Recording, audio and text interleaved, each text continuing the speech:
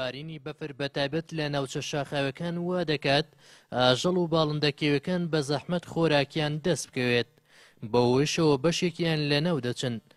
لە بەرامبەریشدا ڕێکخراوێکی ژینگەیی لە بەیاننامەیەکدا داوا لە وڵاتیێنیە ئەو ناوچانە دەکات کە بەفریان لێباریوە لە شاخ و شوێنە گونجاوەکاندا خۆراک و دانەوێڵە دابنێن بۆ ئەوەی ئاژەڵ و باڵندەکێوەکان لە مەترسی لە ناوچوون پارێزراو بن. ئێمەش وەکو ڕێکخراوی سروشتی کوردستان لە ڕاگەیەنراوێکە داوامان لە تەواوی خەڵکی کوردستان و ئەو ناوچانەی کە بەفر گرتوێتیەوە هەوڵ بدەن لە پێناو پاراستنی ئاژەڵ و باڵندە و پەلەوەرەکاندا بتوانن خۆراک و دانەوێڵە لە ناوچە ڕەشەکان یاخود لەسەر بانەکانیان یاخود لەسەر چیاکاندا بنێن لەو پێناوەی کە بتوانرێ و ئاژەڵ و باڵندانە بپارێزرێەوە. ئێمەش وەکو ڕێکخراوی سروشتی کوردستان بەردەوامە بین لەوەی کە بتوانین ئەو ناوچانی کە بەفری لێباریوە بتوانین بەپێی توانایی خۆمان دانەوێڵە و خۆراک لەو ناوچانە دابنین لە پێناو پاراستنی و ئاژەڵ و باڵندانە.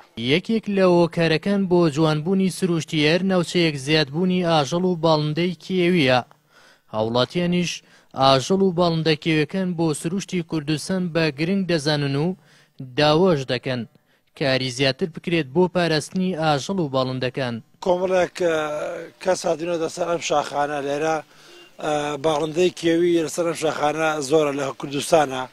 تەمان هەموو سامانی سروشتی کە لەوانە باڵندەکان ئاژەڵە کێوەکان ئەمە پێویستە پارێزگایران لێ بکەین، پێویستە یارمەتیان دێن بەتابەت لە کاتێکی وا کە سەرما و سۆڵێ و بەفرە ئەوان خواردن دەست ناکەوێت. سروشتی کوردستان بۆ ئەوانەوە جوانە، ئەی هەوڵ نەدەین لە نایان بەرن بۆ ئەوەی سروشتی کوردستان جوان بێت. گرنگی ئاژەڵ لە هەموو وڵاتێکا گرنگی خۆی هەیە. ئاژەڵ و پەلەوەر لە وڵاتی خۆشمانە تا ڕادێک خەڵک بەو ئاسە نەگەیشتە بڵین گرنگی بەو بوارە بدات.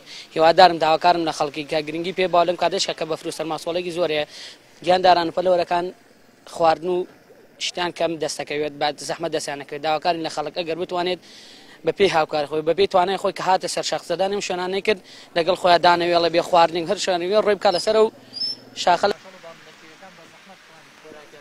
ئەوانەیە تاوکو ئێستا وڵاتیان تەنها هەوڵیان دابێ ئاژەڵ و باڵندەی ماڵی لە مەترسی لە ناوچوون بپارێزن. بێگوێدانە گرنگیان بۆ سروشت هەوڵیان نەدابێت ئاژەڵ و باڵندەکێوەکان بپارێزن.